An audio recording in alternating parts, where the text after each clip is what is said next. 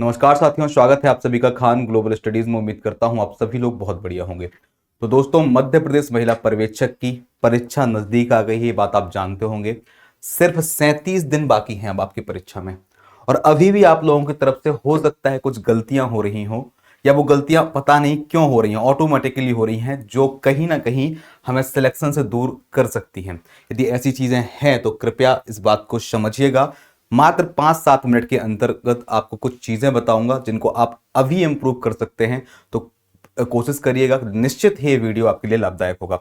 सबसे पहली बात दोस्तों, हम बात करते हैं कि हमसे गलतियां क्या हो रही हैं। पहली बात तो मैं आपको बता दूं कि परीक्षा को सिर्फ 37 दिन बाकी रह गए। 37 दिन कैसे, ध्यान देना दोस्तों। आज तारीख है 21 जनवरी, ठीक है। और 28 फरवरी से आपके एग्जाम शुरू हो रहे हैं। यानी कि लगभग लगभग आपके पास 37 दिन है, और कुछ दिन काट दो तो 35 दिन ही आपके पास बच पाएंगे।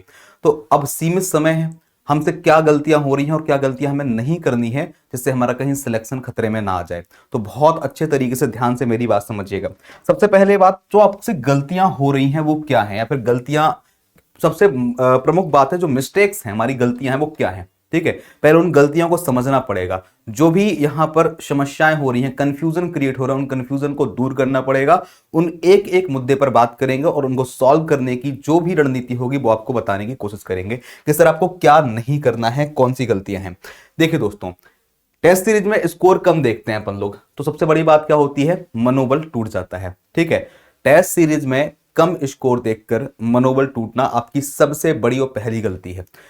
ध्यान देना दोस्तों, टेस्ट सीरीज चाहे आप केजीएस की लगाते हो या फिर किसी भी दूसरे संस्थान की लगाते हो, यदि आप टेस्ट सीरीज को 100% निर्णायक मानते हैं तो सर टेस्ट सीरीज 100% निर्णायक नहीं है, ठीक है। सिलेक्शन के लिए जो टेस्ट का स्कोर है, जो भी आपके टेस्ट सीरीज का स्कोर है, ये 100% निर्णायक नहीं है। पहली बात तो जान लीजिएगा, 100% निर्णायक नहीं है। हाँ, इतना बोल सकते हैं कि टेस्ट में यदि अच्छे नंबर हैं तो एक पॉजिटिविटी, एक माइंड में अच्छा महसूस होता है हमको कि भाई यार स्कोर अच्छा है, कहीं ना कहीं हम अच्छा परफॉर्म कर पाएंगे।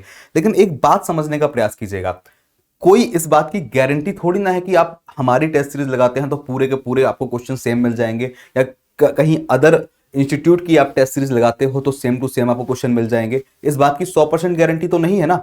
या फिर आप ये समझिए, आपका यदि एक शिफ्ट में एग्जाम होने वाला होता तो आप 10, 20 या 50 टेस्ट सीरीज लगा करके ये निर्णय कर सकते थे कि हाँ, हमने 1000 या 10,000 क्वेश्चन लगा लिए हैं, शायद मेरे वाले जो एक सेट होना है उसमें आ जाएगा। सर टेस्ट मल्टीपल शिफ्ट में होने वाला है, किसी को कुछ पता नहीं रहता है कि टेस्ट में क्या आएगा या क्या नहीं आएगा।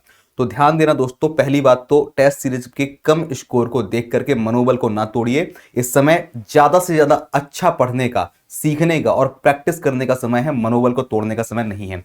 ध्यान देना, वो क्या गलतियां हैं जो आपको स्कोर कम करवा रही है। सबसे पहली बात तो क्या होता है सर, स्कोर कम होता है, उसके वजह से हमें अपनी खुद की पढ़ाई पर शंका होती है कि हमने पढ़ा है, जहां से भी पढ़ा है वो सही पढ़ा है या गलत पढ़ा है। और सही या गलत पढ़ने का कोई कारण नहीं है, उसका कारण है कि सर वेरिएशन बहुत ज्यादा है। वेरिएशन होने की वजह से क्या है, सही और रिलेवेंट डेटा की अपर्याप्तता एक बहुत बड़ा कारण है सर। ध्यान देना दोस्तों, हम चीजों को क्या देखते हैं, भीड़ देखते हैं। जहां हमें भीड़ दिखती है हम वहां पर चीजों को पढ़ना चालू कर देते हैं। ये बिल्कुल भी नहीं सोचते हैं, उसको वेरीफाई करना नहीं चाहते हैं कि सर जो हम चीजें पढ़ रहे हैं वो प्रॉपर सही है या नहीं। तो सर सबसे पहले इस चीज से बचिएगा कि आपको अभी समय बहुत कम है। आप यदि सही चीजों पर नहीं जाते हो, रिलेवेंट चीजों पर नहीं जाते हो, आप खाली इस चीज के पर्पज से जाते हो कि नहीं यार यहां पर तो बहुत डीप से करा दिया गया। सर डीप से पढ़ना बहुत अच्छी बात है, या डीप से पढ़ना जानना बहुत अच्छी बात है, लेकिन एग्जाम क्वालिफाई करने के लिए रिलेवेंट पढ़ना बहुत जरूरी होता है। इस बात को ध्यान दीजिएगा। दूसरी बात होती है सर, पेपर 8 वर्ष बाद होना है। ऐसा नहीं कि किसी टीचर की इसमें कोई गलती है, या कि स्कोर कम हो रहा है बच्चों का, क्यों नहीं कर पा रहे, इतने टाइम से तैयारी कर रहे हैं। सर पेपर 8 साल बाद करें। यदि कोई भी टीचर, किसी भी संस्थान की मैं बात करूं तो किसकी क्या मिस्टेक है। यदि हर साल एग्जाम होता है तो हर व्यक्ति को ये अंदाजा होता है कि इस पेपर में क्या 100% संभावनाएं होंगी आने की। तो सर पेपर लेट हो रहा है, कोई भी हम किताब पढ़ रहे हैं, एक किताब में अलग डेटा लिखा है, एक किताब में अलग डेटा लिखा है, क्वेश्चन की बात करें, अलग संस्थाओं के अलग प्रश्न जो कि हर जगह देखने को मिलते हैं। अब आप समझने का प्रयास कीजिएगा, आप एक संस्थान से पढ़ाई करते हैं, टेस्ट कहीं और देंगे तो कहीं ना कहीं तो कंफ्यूजन क्रिएट होगा। हर टीचर का, हर व्यक्ति का कंटेंट अलग होता है, ठीक है, लेकिन वो कोशिश करता है अपने तरफ से कि वो आपको बेस्ट दे सके, आपका सिलेक्शन करवा सके। और हर व्यक्ति जो भी इस एग्जाम के लिए पढ़ा रहा है उसने अपने स्तर पे पूरी की पूरी तैयारी करके आपको पढ़ाया होगा। लेकिन सर आप परेशान होते हैं सिर्फ एक चीज से कि हमारा स्कोर कम क्या है। सर जिस दिन एग्जाम आपका होगा वो फाइनल एग्जाम है और एक ही पेपर आपको देने को मिलना है, उस दिन आपकी जो परफॉर्मेंस होगी आपको सिलेक्शन तक लेके जाएगी।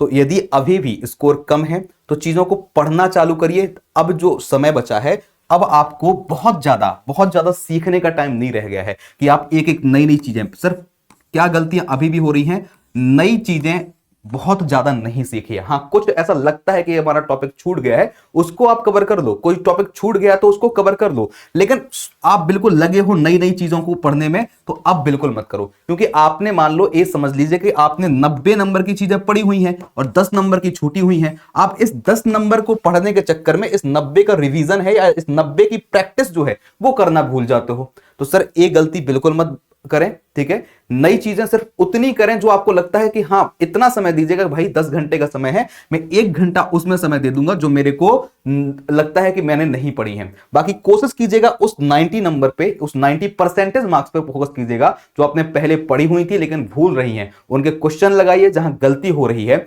उस गलती को समझने का प्रयास कीजिएगा, आपका स्कोर बढ़ जाएगा। आप टेस्ट में मान लो 200 में से 130 या 40 नंबर ला रहे हैं तो आपके जो 60-70 नंबर छूट रहे हैं, आप कोशिश कीजिएगा बार बार कि वो सर 60 नंबर 70 नंबर जा कहां रहे हैं। उस चीज को आप जब वेरीफाई करेंगे और उस चीज का रिवीजन करेंगे और अगली बार वही प्रश्न आपके सामने आएगा, निश्चित तौर पर गारंटी देता हूं आपका स्कोर बढ़ा हुआ आपको मिलेगा। और इस टेस्ट सीरीज के स्कोर से, हमारी टेस्ट सीरीज या किसी भी टेस्ट सीरीज के स्कोर से बहुत ज्यादा परेशान मत हो। आप निश्चित ही एग्जाम में यदि बहुत अच्छे तरीके से रिवीजन करके, बहुत अच्छी प्रैक्टिस करके जाएंगे तो आप जितना स्कोर यहां पे लाते हैं उससे अधिक स्कोर वहां पर लेके आएंगे। और बात रही कट ऑफ की, सब लोग कट ऑफ के बाद से डरा देते हैं, आप डर जाते हैं। सर कट ऑफ कम पोस्ट है तो हाई तो जाएगा, ये बात तो निश्चित है, लेकिन पेपर के लेवल पे डिपेंड करता है। पेपर कठिन आसान आएगा तो पेपर का कट ऑफ हाई जाएगा। यदि पेपर कठिन आता है और कठिन यदि आपके लिए होगा तो वो सभी लोगों के लिए होगा, ठीक है। पेपर यदि कठिन होता है तो वो सभी लोगों के लिए होता, किसी एक छात्र के लिए नहीं होता। और पेपर यदि कठिन आएगा तो वो निश्चित ही कट ऑफ लो करवाएगा या फिर कट ऑफ उससे कम होगा, कम नंबर पर सिलेक्शन हो सकता है। लेकिन वो अभी मैं कोई प्रेडिक्शन नहीं दे रहा हूं उसका, वो डिपेंड करता है कि पेपर का स्तर क्या होगा। तो आप लोग, पहली बात तो सर जो भी आपने पढ़ा है, जो भी आपने पढ़ाई करी है, उस पढ़ाई से संबंधित जितने ज्यादा हो सके आप एमसीक्यू सॉल्व करें। एमसीक्यू के साथ साथ यदि आप नए छात्र हैं तो आप थ्योरी के सिर्फ और सिर्फ मेन पॉइंटों पर, क्योंकि सर इतना बड़ा सिलेबस है, 1-1.5 महीने में सिलेबस कोई कंप्लीट नहीं होता। बहुत टाइम से कहते आ रहे थे कि तैयारी करिए करिए, टाइम से तैयारी नहीं करी आपने। तो आप थ्योरी के जो महत्वपूर्ण पॉइंट हैं उन पॉइंटों, यदि आप नए छात्र हैं तो थ्योरी के महत्वपूर्ण पॉइंटों को पढ़ें और प्रैक्टिस करें।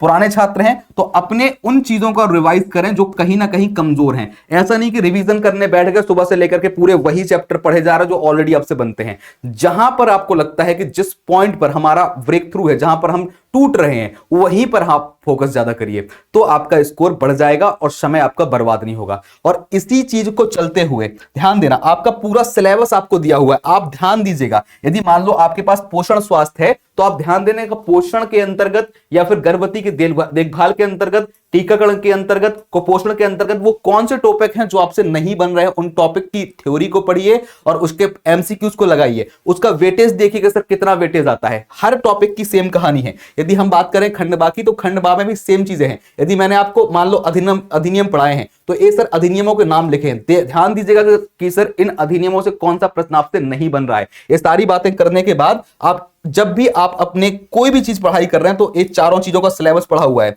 जिन बच्चों को सिलेबस में देखने को दिक्कत होती है, 55 नंबर का पोषण स्वास्थ्य का डला हुआ है, ये आपका पार्ट बी का डला हुआ है, ये मैनेजमेंट का डला हुआ है और ये सीडीपी का डला हुआ है। स्क्रीनशॉट लीजिएगा, इसको समझने का प्रयास कीजिएगा, इसको डिकोड कीजिएगा और पॉइंट उन पर ध्यान दो जहां पर गलती हो रही है, आपका स्कोर बढ़ेगा। और टेस्ट सीरीज का स्कोर दोबारा बता रहा हूं कि निर्णायक नहीं होता है 100%। कई बार कम स्कोर वाला बच्चा ध्यान देता है अपनी पढ़ाई पर, अपने प्रैक्टिस पर, अपनी मेहनत पर और सफलता हासिल करता है। तो कोशिश 28 फरवरी से होने वाले एग्जाम पर करिएगा। कि वहां पर हमें पूरा करना है टारगेट आपका भले ही 25 फरवरी को कंप्लीट हो तो 25 फरवरी का टारगेट बना के रखिएगा, लेकिन अच्छे तरीके से चीजों को रहिए। और आपको कहीं भी कोई डाउट होता है, और जैसे कि सर आप बोले सर ठीक है हम खुद से नहीं कर पा रहे हैं सब चीजें, आप हमें सहयोग करिए, तो ध्यान देना दोस्तों, इसी चीज को ध्यान में रखते हुए कि सिर्फ बच्चों को रिलेवेंट और सही जानकारी और परीक्षा उपयोगी जानकारी दी जाए, इतना डीप कराया जाएगा, इतना जितना कि आपके एग्जाम का लेवल है या उससे थोड़ा सा उच्च। ये नहीं कि सर आपको एमपीपीएससी या फिर आपको किसी सिविल सर्विस वाली चीजें कराई जाएं, ठीक है, क्योंकि ऐसा होता है, आपको लगता है कि सर हमें अच्छा पढ़ना है तो हम बहुत डीप पढ़ लें। सर बहुत डीप का तो मतलब ये भी है कि सर आप फिर एमबीबीएस का ही पोस्टल स्वास्थ्य पढ़ लो या उसका बायोलॉजी पढ़ लो तो बहुत ज्यादा हो जाएगा, इस बात का ध्यान दीजिए। खान ग्लोबल स्टडीज के अंतर्गत हमने जो बैच लाया है सिर्फ 249 रुपए का बैच लाए हैं, और फीस इसलिए इतनी कम कर दी ताकि किसी को परचेज करने में कोई प्रॉब्लम ना आए। सर इसमें चीजें बहुत रिलेवेंट और प्रॉपर वे से कराई जा रही हैं, कक्षाएं इसकी ऑलरेडी चल रही हैं। ध्यान देना दोस्तों, यदि आप चाहें तो इसको ज्वाइन करिएगा, निश्चित ही बहुत ज्यादा लाभदायक होगा और आपकी कहीं ना कहीं सफलता में एक मार्गदर्शक बनेगा, आपको हेल्पफुल चीजें देगा। कोई भी समस्या होती है तो सर 8757354880 पर कांटेक्ट कीजिएगा, और कांटेक्ट करने के बाद आप इनसे हेल्प ले सकते हैं। ये हेल्पलाइन नंबर है केजीएस का। खान ग्लो ऐप जो बैच है कहां मिलता है, केजीएस के एप्लीकेशन पर या केजीएस की वेबसाइट पर, जिसको खान सर का खान ग्लोबल स्टडीज बोलते हैं। आई होप सो कि जानकारी अच्छी लगी होगी। मिलते हैं अगली वीडियो में। Thank you. जय हिंद, जय भारत।